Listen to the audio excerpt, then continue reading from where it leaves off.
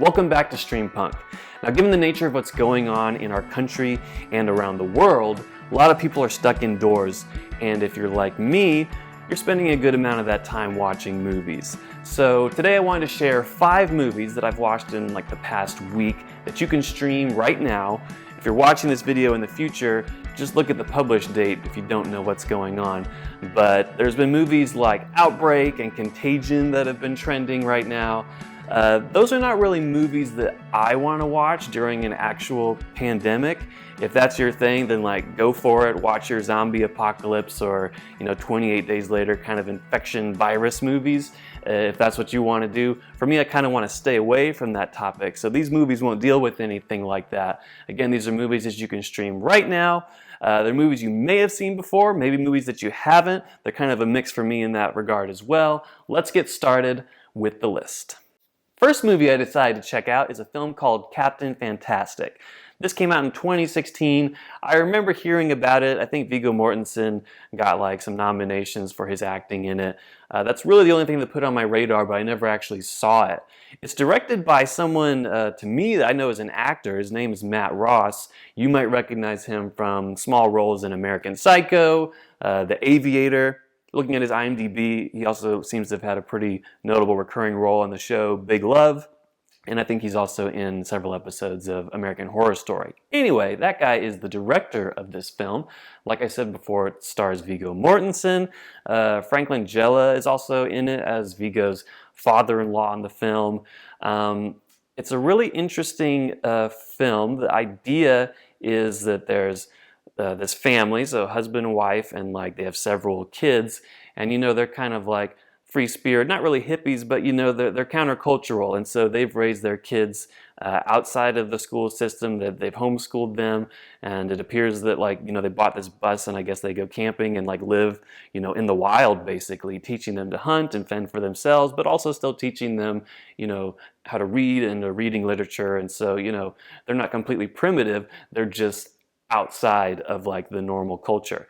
So this isn't really a spoiler. It happens pretty earlier in the movie. The mother, we find out that she has, either some kind of mental issue. She's being institutionalized, but she ends up committing suicide. And the main thrust of the story is, upon hearing this, the family, who are living in the woods somewhere, decide to go to her funeral. And, their mom's family, the in-laws, they don't want really them to be there, especially the dad, because they think he's crazy, and they're basically trying to have the funeral without, the mother's children there and her husband. So the story becomes about them journeying to go to this funeral, and we just learn more about this family along the way. It's got some really interesting messages about what is normal and how we view families and people that choose to raise their kids in certain ways. This is definitely an extreme example. It's very entertaining, but when you really sit down and think about it, you do start to wonder about the well-being of these children, the way they're being raised.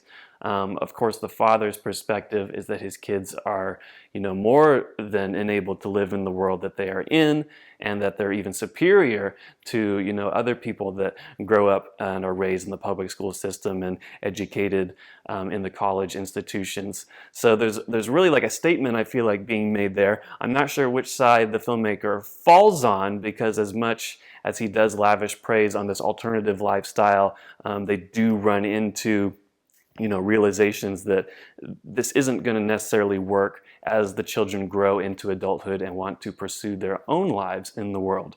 Just a really interesting movie. It's directed very well. I don't know if this was the director's first movie, but very well made movie, great performances, the kid actors are really good, and the story arcs are very interesting. Very entertaining film, and just a very different film. Has kind of that indie feel to it, with a couple big name actors to get you to see it. So this is on Hulu right now. I recommend you checking it out. Number 2 movie is Frozen. Not that Frozen. I always tell people there's another movie called Frozen that's way better in my opinion. Now, if you have kids, maybe you watch the cartoon Frozen. This is a very different movie. This is, I wouldn't call it straight horror. It's from a horror director, Adam Green. He's kind of known for the Hatchet franchise. I don't even know how many movies are in that series now. I was never really a fan. I think I saw the first 2 and I really kind of lost interest at that point. I like what he did in this movie. It's a very simple premise, a very engaging premise. You know, it's people that are stuck on a ski lift, and you know the ski lift stops, and they're very high up. You know, you can't just easily jump down. You know, it's very well established. You know how stranded they are in this situation. And that's the hook. That's the premise. I mean, you really know that just by looking at the front image of the film. The question is, what do you do with those characters, you know, in that isolated setting as a filmmaker to keep the movie interesting? And the movie generally succeeds. The dialogue works pretty well. You've got these three characters. Two of them are like best friends, you know, since they were like really young and like, you know, in elementary school or something like that. Two guys. And then the third character is one of the guy's girlfriends who he's only been dating for like a year. And so there's kind of that tension there. Like initially these two were going to go on a ski trip, and the girl, you know, either she kind of like invited herself along or the boyfriend decided to bring her, and now it's kind of like, you know, three characters that weren't necessarily planning on all being together. But yeah, once they get stuck on the ski lift through circumstances that if you view the movie, you will understand why they aren't able to get help. And again, like I said, it establishes it clearly enough that you know, like, okay, it's not going to be easy to just jump out of this ski lift. They're really stranded here, and a large part of it takes place overnight. Obviously, it's cold and it's freezing. This is not a pleasurable movie to watch, but it is a very well-made film, I think, again, especially because of the use of just kind of like that one location for a large part of the film.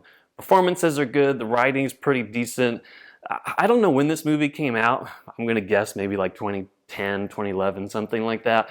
But because of the music that's used, especially like right at the beginning of the movie, I feel like it dates it. It makes it feel, they kind of use like this punk rock music that makes it feel like it's an older movie. So aside from the music choices, I think the movie holds up pretty well. The effects are good. There's some good gross out gags and you know, practical gore effects. Not to spoil anything, but you know, obviously there's going to be some mayhem in this scenario. So this movie's streaming on Amazon Prime right now. Try to get your friends to watch it, or try to get your family together to watch it. Just say we're going to watch Frozen, but don't tell them which Frozen you're watching. It'll be a nice surprise. Third movie is called Booksmart.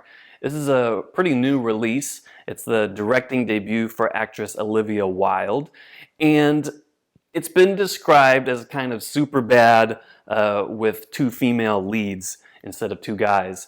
And that is a really simplified description of it, and the movie definitely shares some similarities to Superbad.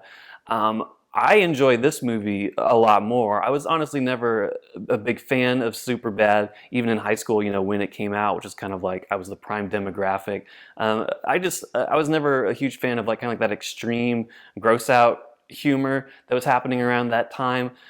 This movie indulges in some of that, but I feel like it's a much more grown-up effort. And Olivia Wilde really impresses. I mean, this is the first movie she's ever directed. It is shot great. Everything's composed wonderfully. The acting is great. They cast some really good girls to play our two main characters.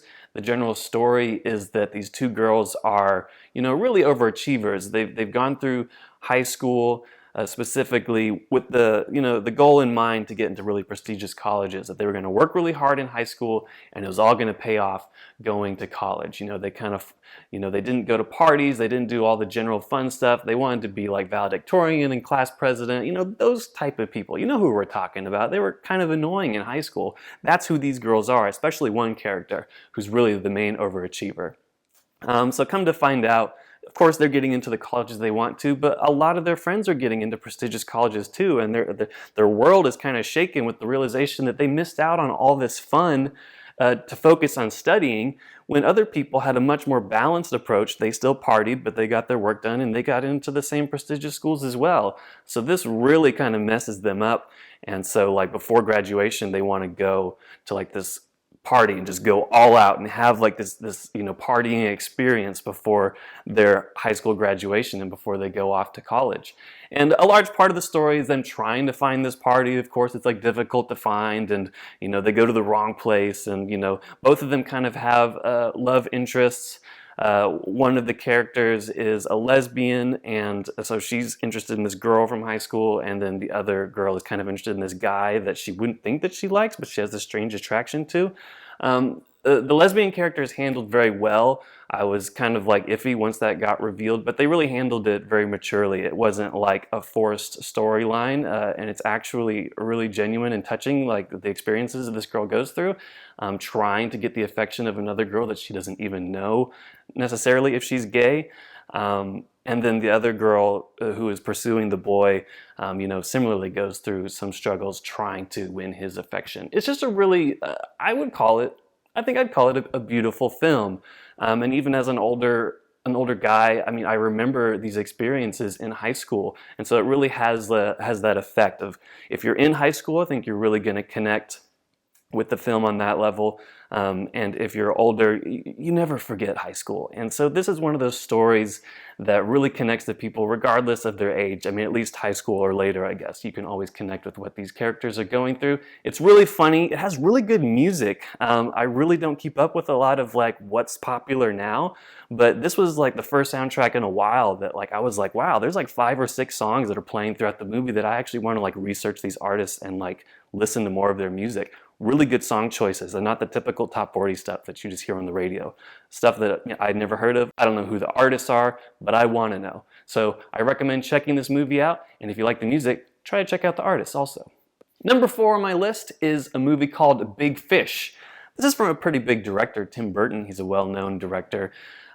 He's kind of fallen from grace lately, I think. I mean, this may be like the last really good movie he made, in my opinion, before he started doing like the Alice in Wonderland and Dark Shadows and stuff like that. But this movie is really different from a lot of other films that he's made. It's not like super gothic. It does have some of those gothic undertones, but it's almost like a fantasy film. It's an interesting story. It's about a man, two men. There's a father and a son, and we kind of go back and forth in time, seeing the father when he's younger, and his younger self is played by Ewan McGregor. His older version is played by Albert Finney. Same character there. And then the son is basically, he's struggling with his relationship with his father in adulthood because the father has always told him these really, tall tales, these stories that as a kid he thought were all true, but as an adult he's starting to question, was any of it true? Is it just partial truths, or are they all lies? And he really just can't believe anything his father says at this point. So we go back and we kind of see these stories through his father's eyes. The stories that he maintains are true and tells his son are true and have always been true. And they are just kind of like these outlandish stories. We've got like a witch and we've got giants and, there's just like all these fantastical elements to it that it's like, it's really not possible that these stories are true, at least entirely. And so that's kind of, the crux of the film. Are these stories entirely made up? Is there an ounce of truth to some of them? Or are they kind of like a blend of the two? The movie has a really stylized look to it, kind of common to Tim Burton's Edward Scissorhands, where it's, really bright and colorful in some scenes, and then other scenes are dark and dour. What's kind of different is that the present day scenes in this film really don't have that much shine to them. Like, it doesn't look super polished, it's kind of drab, but the stories have very colorful sets and lighting, so kind of again emphasizing the difference between real life, the present time storyline, and then the past, how maybe these stories are being infused with a little more than actually happened and making it seem larger than life and more colorful. So it's a movie I really enjoy. It has a really sweet father-son message, and it just has these really fantastical elements that are just entertaining to watch. Highly recommended. 5th movie on this list also comes from Hulu. I think all these movies have come from Hulu except for Frozen, which was on Amazon Prime. I want to make sure I get the title right on this last one because it's definitely what caught my attention. It's called The Man Who Killed Hitler and Then the Bigfoot. So yeah, kind of an attention-grabbing title, very long. Interestingly, not as crazy of a movie as the title kind of suggests. I was kind of thinking of something along the lines of Abraham Lincoln Vampire Hunter or Vampire Killer. It wasn't anything like that. This is a very interesting mix of a crazy name of a movie, but a not too over-the-top actual movie underneath it all. So it stars Sam Elliott. He is this guy that was a secret agent and given the name of the movie, not a big surprise that he actually killed Adolf Hitler back in World War II. And we're seeing him now, many decades later. He's old and alone. It's just him and his dog. And it's a movie that really dwells on regrets and like kind of wishing you'd made different decisions in the past. And it's a pretty slow-paced movie. There's little bursts of action here or there. There's flashbacks to his time in the army in World War II. And then in the present time, he ends up being approached to do the same thing to Bigfoot that he did to Hitler back when he was much younger. So again, kind of a silly premise, and a movie that I had heard of but just figured I would never watch. Popped up on Hulu, gave it a watch, and I actually quite enjoyed it. It's not a great movie, but it's easily watchable, and I think Sam Elliott's performance in the movie is very restrained, for what the movie's about.